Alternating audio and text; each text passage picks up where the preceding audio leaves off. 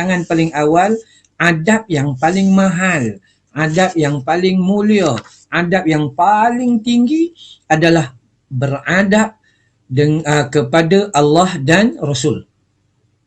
Tidak ada perbincangan lain, ya, tidak ada perbincangan lain. Kita telah bincang tentang adab yang paling besar, paling utama, paling tinggi, tak ada yang paling tinggi.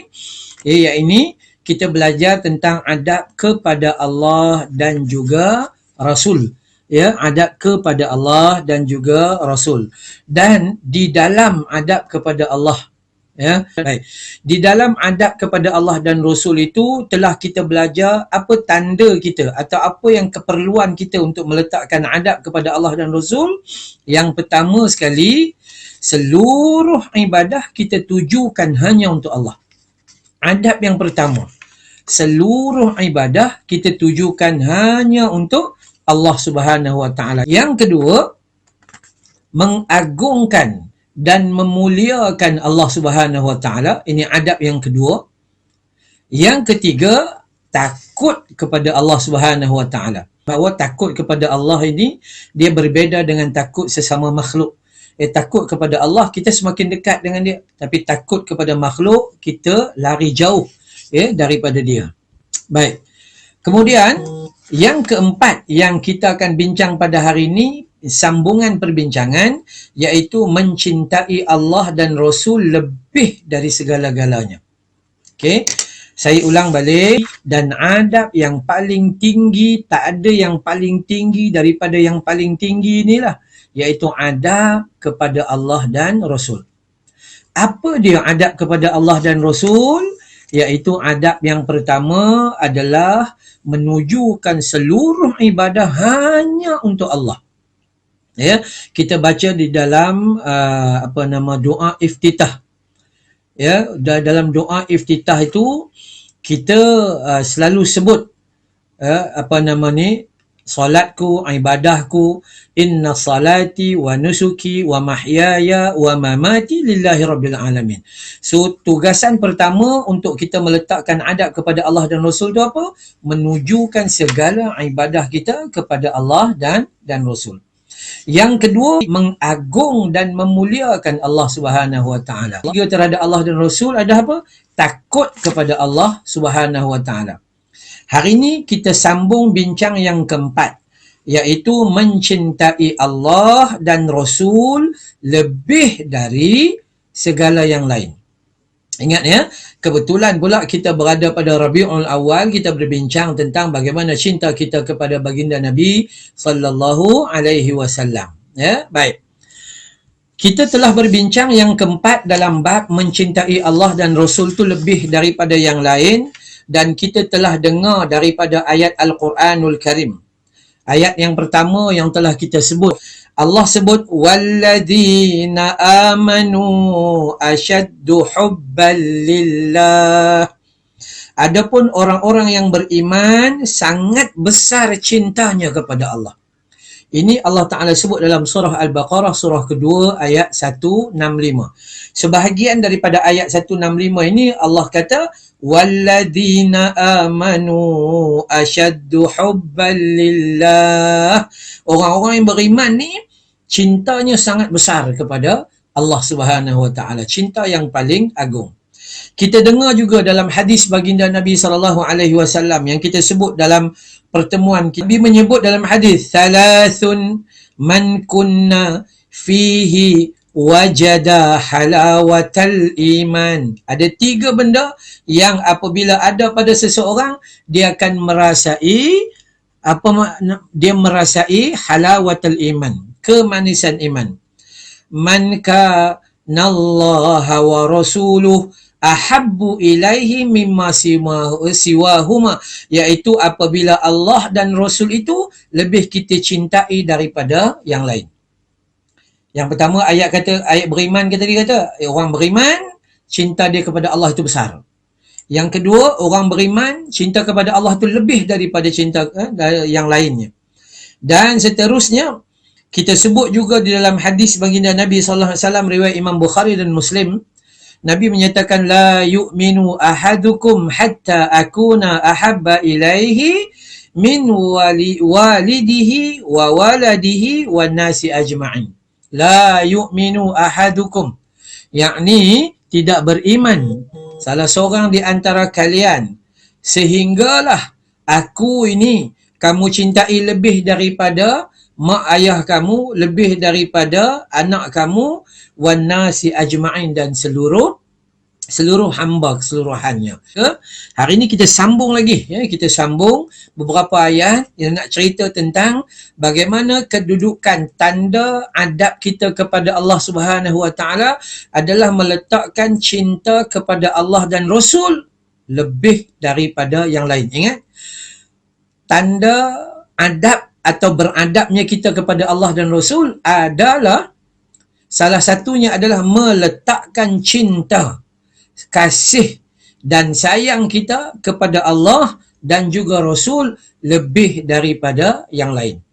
Baik, maka jika seseorang mukmin menyaksikan itu semua, seseorang mukmin yang melihat dalil dalam Al-Quran, seseorang orang beriman melihat penyampaian hadis Nabi SAW menyatakan bahawa manusia wajib meletakkan kasih dan cinta mereka kepada Allah Ta'ala, maka dia terus akan beriman. Dia terus akan mengakui di dalam hati sanubarinya.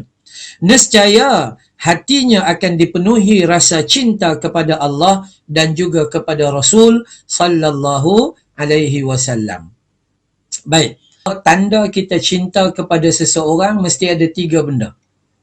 Tanda kita cinta kepada Allah, tanda kita cinta kepada Rasul, tanda kita cinta kepada siapa sahaja, dia mesti ada 3 benda. Apa yang pertama? Yang pertama sekali, kalau kita cinta kepada seseorang, kita selalu sebut namanya.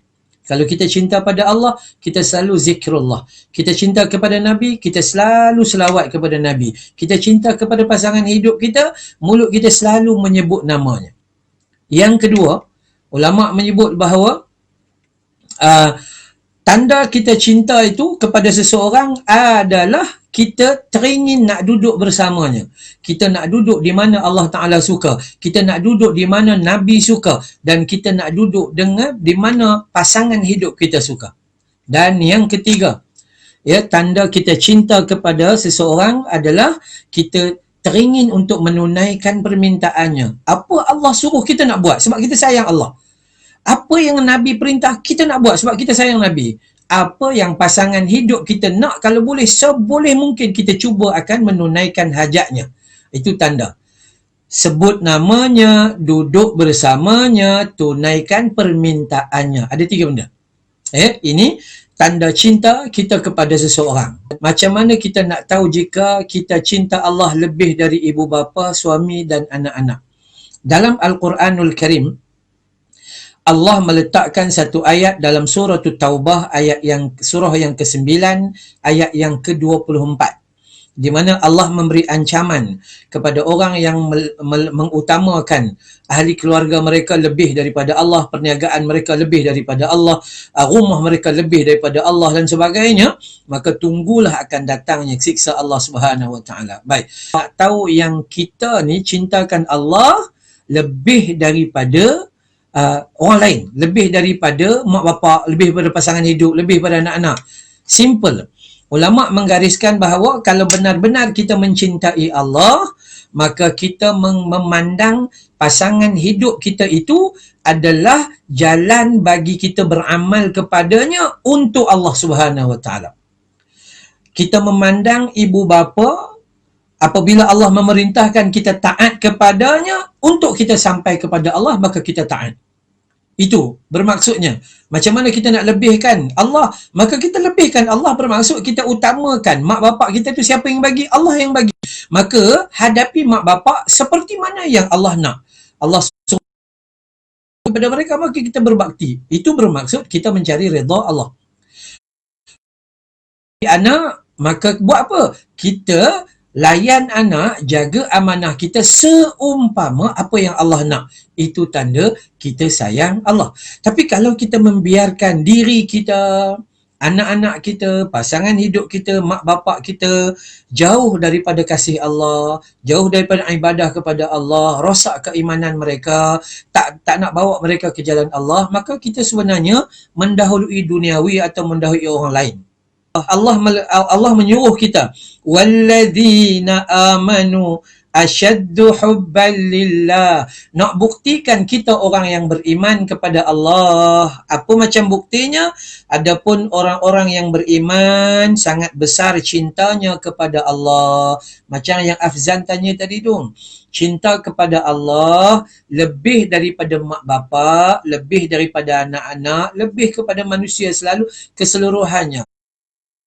Cinta kepada Allah bermaksud apa? Layan mak bapak kita macam mana yang dikehendaki oleh Allah. Cinta kepada Allah bermaksud layan pasangan hidup kita seumpama Allah nak. Layan anak-anak kita seumpama Allah nak. Perkenalkan mereka kepada Allah dan Rasul dan Islam, bersandarkan kepada Al-Quran dan juga As-Sunnah Nabi sallallahu alaihi wasallam. Itu rasa cinta kepada Allah dan rasa cinta kepada Rasul melebihi cinta kepada isteri dan anak-anaknya. Allah Subhanahu Wa Taala menganugerahkan rasa kasih dan sayang kepada kita untuk kita letakkan kasih sayang pada tempat yang betul. Bermaksud, janganlah sehingga pasangan hidup kita menghalang kita daripada beriman pada Allah. Janganlah sehingga pasangan hidup kita, mak bapak kita, anak-anak kita menyebabkan kita tinggal melakukan ketaatan kepada Allah. Janganlah sehingga seluruh manusia di keliling kita menyebabkan kita melakukan kemungkaran dan menentang Allah. Kita letakkan Allah dan Rasul, ya, kasih sayang yang paling utama. Bahkan melebihi cinta kepada diri dia sendiri. Cinta kepada Allah, cinta kepada Rasul lebih daripada cinta kepada diri sendiri. Apa maksudnya? Maksudnya kita menyedari bahawa tanpa Allah maka kita juga tidak akan ada di atas muka bumi Allah Subhanahu Wa Taala. Ya, tanpa Rasul maka hari ini kita tidak dapat hidayah, petunjuk Islam, pedoman yang jalan kebenaran, tak dapat pemahaman Al-Quran. Maka kasih sayang, cinta kepada Allah dan Rasul adalah segala-galanya. Barang siapa yang enggan menunaikan perintah Allah, maka ternyata dirinya itu dia tidak kasih dan sayang kepada Allah. Kerana salah satu benda yang kita sebut tadi, syarat yang 3 tu, iaitu sebut namanya, duduk bersamanya dan tunaikan permintaannya. Seandainya kita ni sayang kepada dia, bermaksud kita akan menunaikan perintah dia. Jadi kalau kita lawan perintah Allah atau tinggal perintah Allah, bermaksud kita tidak kasih. Jadi kita kena istighfar. Kak Sabah, ya, kita kena istighfar, kita kena minta ampun dan pupuk rasa cinta melalui ketaatan kita dengan perintah Allah. Apa yang Allah suruh kita buat, apa yang Allah larang kita tinggal, maka secara automatik dia akan menghadirkan rasa cinta kita kepada Allah. Jadi di sinilah kita nak meletakkan rasa cinta kita kepada Allah dan rasa cinta kepada baginda Nabi sallallahu alaihi wasallam.